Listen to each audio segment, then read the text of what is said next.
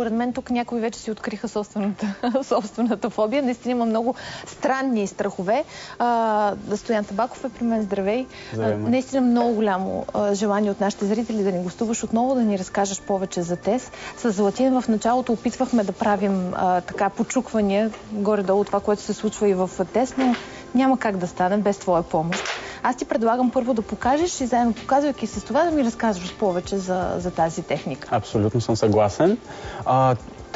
Първо да споделя, че техниката се основава на, така да се каже, емоционалния вариант на акупунктурата. Тоест ние ще потупваме по строго определени точки, които лежат върху енергийните меридиани, познати ни от китайската медицина.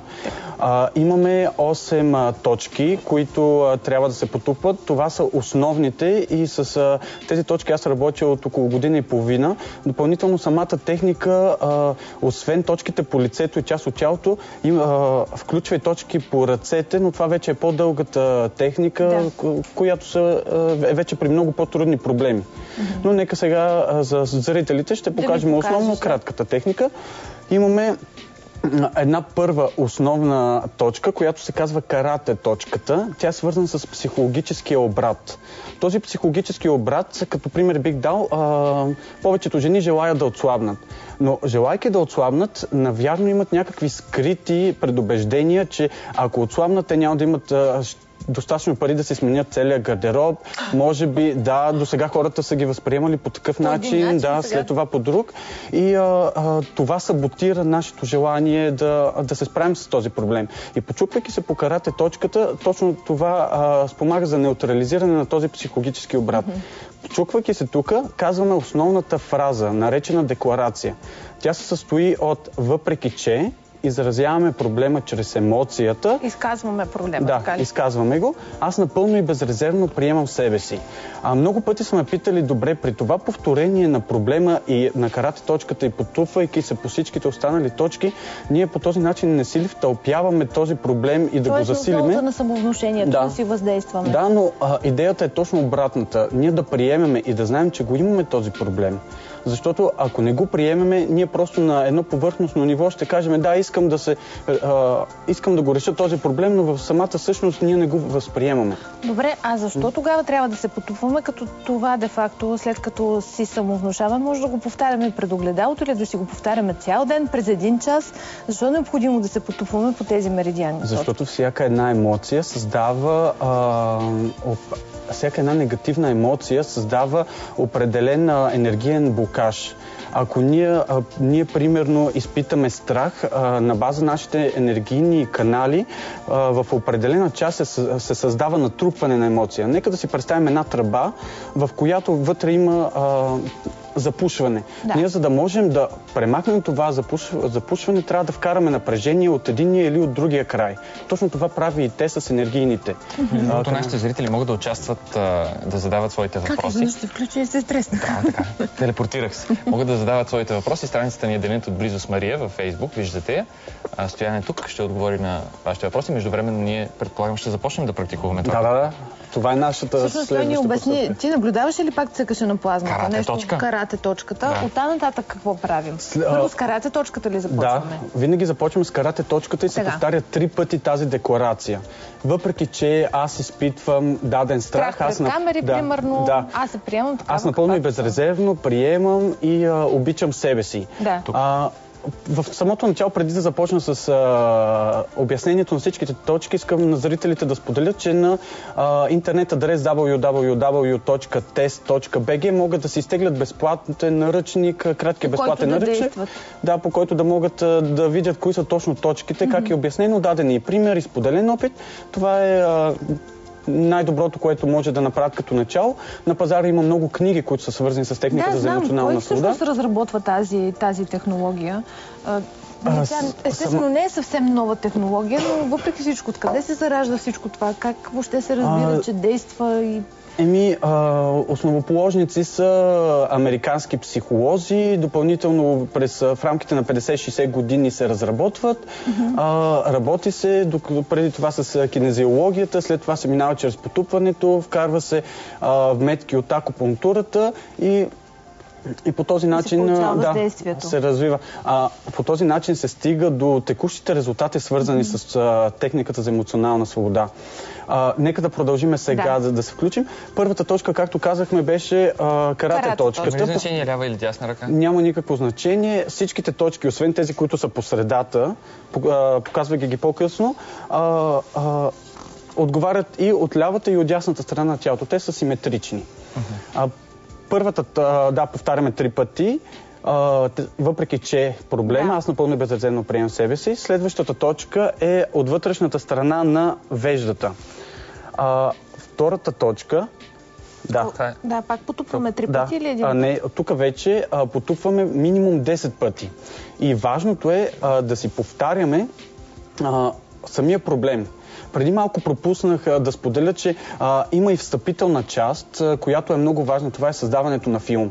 Тя е от изключително важност за това ние да видим как техниката дали ни помага, дали има някакво развитие, потупвайки се по определените меридианни точки. Я дай пример конкретен. Титаник. Пример много обичам да давам, пример с страха от кучета. Изпитвам огромен страх от това до мене да премине някакво бездомно куче. Представяме си тази емоция, можем да замижим, но просто идеята е ние да влезем в този филм. Дори да си представим, че кучето минава. В ситуацията. Ние трябва да отключим емоцията, за да можем да работим за нейното изчистване. И това важи също за хора, които се страхуват от да летят със самолет. Абсолютно. Значи представяме си конкретно ситуацията, от която ни е страх. Да, точно така. Виждаме я, прожектираме си филмчето и определяме емоционалния интензитет. От 0 до 10. 10 е най-силния, 0 проблема вече няма. Да, точно това. Колко ме е страх от 0 до 10. Това е една встъпителна част, в която ние знаем, моя проблем е 10. Тук всичко е субективно и хората да не се притесняват. Примерно какъв може. Мен много пъти са ме питали 5 или 6 или 7. Няма никакво значение, защото след това ние ще направим повторна проверка. И то, ако се е променило текущото положение, в което ние сме решили, че емоцията е на 9-та степен, след това ще бъде на 6. Това означава, че има 2 степени по-надолу и ние работиме за нейното изчистване. Добре, след като направим филма и какво? След като направим филма, продължаваме с и сме определили емоционалния интензитет. Продължаваме с емоционалната точка, казваме 3 пъти, потупвайки се постоянно декларацията и преминаваме към първата точка, като тук повтаряме единствено и само какъв е проблема. Страхът от кучета. Страх ме от кучета е първата точка, която е вътрешната част на веждата. Другата е отстрани коста на окото. Аз обичам да го казвам пачия крак. Пачия крак. По същия начин казваме страхът ми от бездомните кучета. Страх ме от кучета. Може страх ме, страхът ми. Важното е тази мисъл, тази сентенция да ни поддържа в филма, а не ние да си мислим за нещо друго, докато да преживеем емоцията. Да преживеем емоцията. Виждам, че не се удреш силно, защото може би това ще е проблем. И ти какво искаш да се насиниш ли? По-силно повече ще върши работа. С нормална сила, с двата пръста, при точките, които обхващат по-голяма част, след малко ще стигна до тях, които са ключицата и подмишницата и върха на главата. Те е хубаво с 4-те пръста да се прави, за да може да се обхване много по-голямо. Може и с юморук, може и с цялата ръка. Добре. Втората точка я казахме пачия крак. Третата точка се намира точно под ириса на коста. Има лека издъртина. Много трябва да се внимава тук с потупването, за да не засегнем определени нерви. Четвъртата точка е между носа... Всички са ги потупвали в апаратната горе. Да. Четвъртата точка е между носа и горната устна. Петата точка е под долната устна в длъбнатинката. Шестата точка е, както ключицата се намира тук, отляво или отдясно. Работиме с цяла ръка или с 4-те пръста, за да може със сигурност да обхванем къде е тази точка. Седмата точка е свързана с 10 см под мишницата. Обичам на жените, тъй като основно жените търсят помощ от мене, да им казвам там, където ви минава през рамката на сутиена. Това е частта, в която е месецата и след това започва да изтънява. И последната Последната 8-та точка е върха на главата, малко по-предната част. Също допълнително потупваме с цялата част. Важно е да се потупва минимум 10 пъти.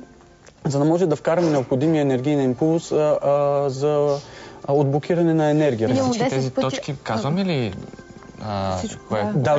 Казваме сентенцията, казваме страха. Не, заявлението е само в началото. Заявлението в началото. А колко пъти на ден трябва да се прави това? Или няма трябва? Няма. Добре да се направи. Трябва емоцията, тъй като работим с емоционален интензитет. Това означава, че докато не стигнем до 0 или най-много единица, не е хубаво да спираме. Един пример, който искам да кажа, с една моя приятелка, на която й помогнах. Тя каза, бях на 10, свали го на 7, но ми се обадиха по телефона и след това забравих. Не се е качил. Не се е качил. Това и след малко и този пример ще го споделя по-подробно, свързан е с страх от нападение. Тъй като все пак си говорим и за страховете. Знаеш, искам да те попитам основно какво всъщност можем да постигнем чрез тест. Можем да повлияем върху фобията си, както аз казах, върху собствената си придобивка, колкото и странна да е нашата фобия. Можем да влияем на фобии. Можем ли да влияем на лоши навици, да речем, ако пушим много, да си казваме, на мен не ми се пуши, на мен не ми се пуши, да си внушаваме. Не ме е страх от дима. Може би да. Скоро комуникирах с човек през Фейсбук страницата, който точно по този начин е отказал цигарите. Доказаха Фейсбук, аз ще виж. Точно по този начин е отказал цигарите. Значи е възможно. Но тук аз вмъквам, че е възможно, но при наличието на воля. Те са би ти помогнал ти да премахнеш определени емоционални връзки с този навик. Това, че като малки ние сме приемали пушенето. Ние, да казвам, хората, които пушат, тъй като аз не пуша принципно и де-факто. За това, че навярно те пушат, защото от малки това бил техния начин и израз да отстояват себе си, да се бунтуват срещу всички хора, които казват, че това е невредно, че това е вредно. Да, имаме само няколко въпроса. Антония Димитрова ни пита дали може да се прави тест на бебе. Трябва ли да се потупват точките, да се повтаря проблема? Ще действа ли при положение, че бебето не осъзнава какво се случва? И за бременни жени, дали е подходящо, Галина Георгиева ни пита. Зависи. Тук има един метод, който се казва прокси. Това означава, че може тя преди да започне, Албена се казваше, който и да е човека, преди да започне, да си каже 3 пъти аз съм името на бебето. Тя да си представи, че е бебето. Тя да е проводник един Да, проводник. Да. На база квантово ниво всички сме едно. И по този начин може да пробва. Няма никакъв проблем, съвсем лекичко да потупва, дори само майката, мислейки си върху дадения проблем. Все още самата техника се експериментира с нея, всеки ден се нови... Всеки ден се нови неща се Има още един въпрос на Марина Дакова, която казва, че е разбрала наскоро и е практикувала на 6-годишната си дъщеря, уверява ни, че работи. И пита, ако не се оцели точно точките, ако не се оцелят, дали върши работа? Навярно, ако не се оцели една точка, ще се оцели друга, но е хубаво... Като говорим за точки, говорим и за механични импулси. Ние сме електромагнитни същества и докосвайки се по тялото на определената точка, дори съвсем малко отстрани да бъде, пак се създава определен импулс. Но ние говорим и с потупване с 2 пръста. С тези 2 пръста или с 3, със сигурност ще се обхване частта, която е свързана с тази точка. Стояне, много ти благодаря за този разговор. Тук всички се потупват вече. Не знам дали този ефир ще продължи нормално след теб. Благодаря ти. Нали ще влезеш в нашата страница, там където трябва, ще отговориш и ще консултираш нашите зрители. Ние ще дадем обратна връзка с теб. Виждате и нашият редакционен телефон е изписан. Може да се обаждате на него. Да, ще споделя абсолютно. Ще ви дадем връзка с Стоян. Благодаря ти още веднъж. И аз много благодаря. След съвсем малко време ще ви срещна с актрисата Йоана Буковска, само че извън театъра, извън киното, съвсем отблизо, за да завършим темата с Стоян Табаков. Сега ще ви запознаем с фобиите на известните от Гай Юлий Цезар до Лейди Гага, естествено разконспирирани отблизо, чрез Денят отблизо.